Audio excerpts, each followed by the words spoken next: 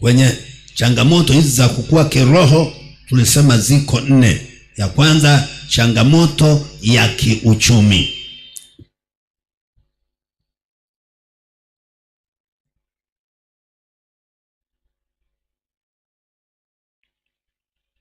Moja, hali mbaya ya uchumi ina madhara yafuatayo kiroho, na mafanikio ya kiuchumi yana madhara yafuatayo kiroho. Kwanza tuanze hali mbaya ya uchumi.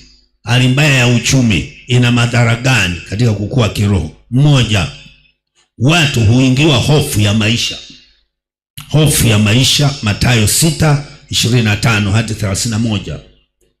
Hofu ya maisha. Sasa hivi hofu ya maisha ipo haipo? Ipo. Na mtu ukianza kuishi kwa hofu huwezi kukua kiroho. Hofu ya maisha. Ndio maana Yesu aliongea sana, msisumbuke mle nini, mvae nini. Acheni kesho ijisumbukie yenyewe. Na akamaliza akasema, tafuteni kwanza ufalme wake na haki yake, na hayo yote mtazidishiwa. Naomba ushike sana hilo. La pili, hufanya wengi kujichanganya na ulimwengu, yaani kulemewa na masumbufu ya maisha. Luka 21:34.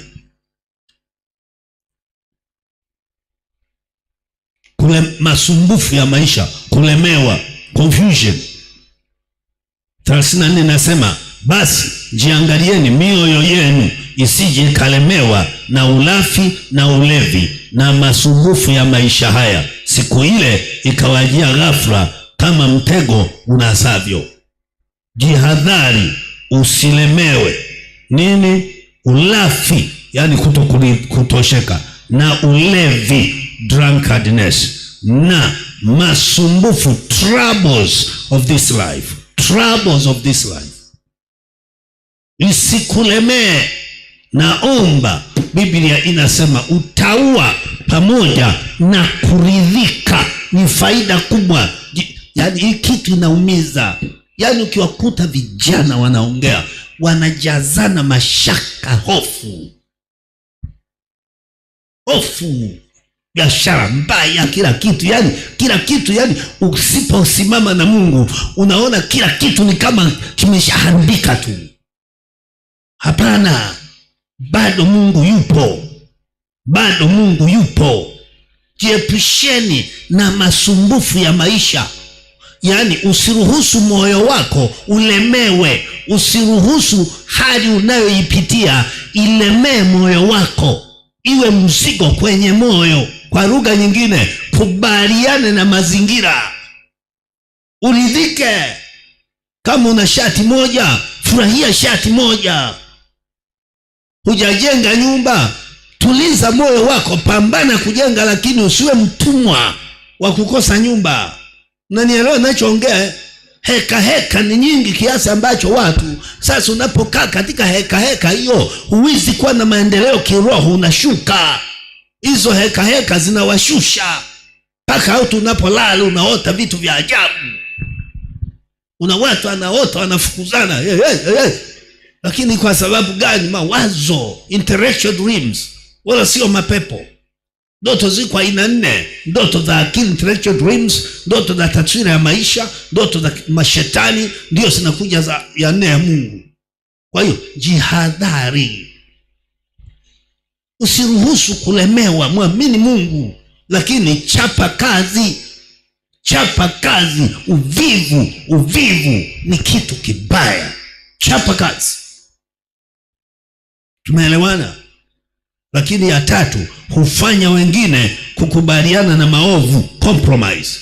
Masumbufu ya maisha yanawafanya wengine akubaliane hata na uovu, aingia hata kwenye mapato yasiyo halali.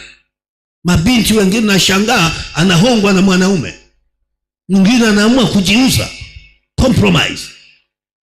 Mwingine anaingia kwenye biashara mbaya, kijana nashangaa anaanza kuuza vitu vya ovyo. Kwa sababu ya nini? Masumbufu ya maisha. Matatizo ya kiuchumi usipoyatawala yatakutoa kwa Mungu. Usipoyatawala hutakuwa kiroho, utapiga makitaimu hapo. Lazima ushinde changamoto za kiuchumi. Ushinde kwanza kwa kutokuruhusu moyo wako kukamatwa, lakini pili kwa kuchapa kazi. Hapa nasisitiza, ukikaa bila kazi ni tatizo. Mgeuke kabisa akili, chapa kazi. Hakuna jambo baya. Wewe ni kijana, yani niseme neno zuri kidogo, yani unapokula chakula jioni, sema ndio. Kabla hujala jiulize, nimezalisha nini kwa siku nzima? Kama hujazalisha chochote, huna haki ya kula.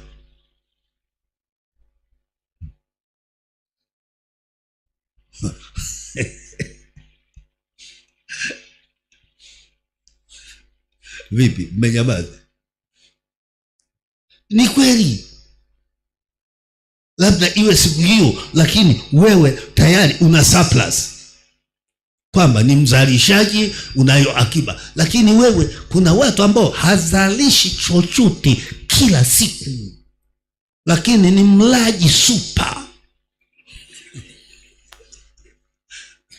Unanichanganya. Unakula cha nani?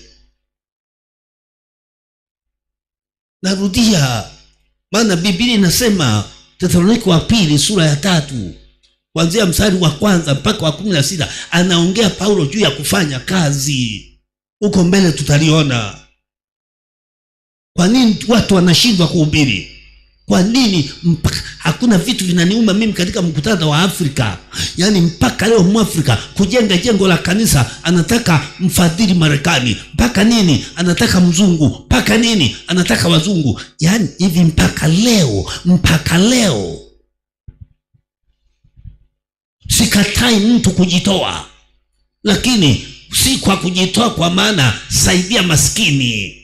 Nilikuwa naongea na wazungu mahali fulani, tulikuwa na wazungu wengi, nilipewa kuhubiri, nilikuwa na semina, nikawaambia na washukuru wa missionary, lakini tafadhali, it's time for the Church of Africa to stand alone. Ni wakati wa kanisa la Afrika kusimama sasa. Wakashtuka sana, nikawaambia please don't count us as beggars, we can partner. Usinihesabu kama ombaomba, ila tunaweza kushirikiana na wewe. Useme unamtumikia Mungu, sio unasaidia maskini. Kama unakuja kunipa hela kwa maana ya saidia maskini, sitaki hiyo hela. Sitaki mimi, sio saidia maskini. Hiyo concept ife. Lakini watu wangapi leo wanapendwa itwe maskini na mtu kutoka Ulaya? Wengi. Akija anaanza kubehave. You see. Mama alipokwenda Marekani mwaka 2006 kwa mara ya kwanza, kule kwenye mkutano wa Azusa, alikuja kaniletea habari, nilisikitika. Akasema amekwenda na watu, kumbe watu wamebeba makaratasi ya miradi waliotengeneza. Walipofika kwa wazungu, wanawapigia mazungu magoti, wanawaambia you see we are very poor in Africa. Wamepiga mapicha ya watu wenye njaa, wanaonyesha ili wachangiwe hela. Aishe. Mama alijisikia vibaya. Halafu wazungu wanasikitika, wanafanya hivi vichwa. Maana huwezi kumwambia kitu, wao dunia wanayo kila kitu. Watu wafikiria waelewi.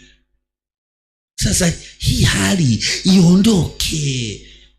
Kama ulishaharibiwa huko nyuma, hebu Mungu wa Marekani ndio Mungu wetu, Mungu wa Ulaya ndio Mungu wetu, Mungu wa Wachina ndio Mungu wetu.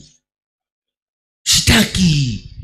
Hatuwezi kuhubiri ulimwengu leo kama tutabaki na akili hizo. Hatuwezi. Na washukuru sana ndugu zangu wote ambao mmekuwa pamoja nasi mpaka hapa tulipofika. Na washukuru sana na watoto wangu wa PCC kwa kazi ambayo mmeendelea kufanya. Jamani, si mnaona hapa watu wananiuliza, mmepata kuna mzungu amekuja hapa, nikasema hapa tuna ndugu zetu tena karibu wote ni wa Afrika ambao wamekuwa wakichangia washirika wenzetu. Amen.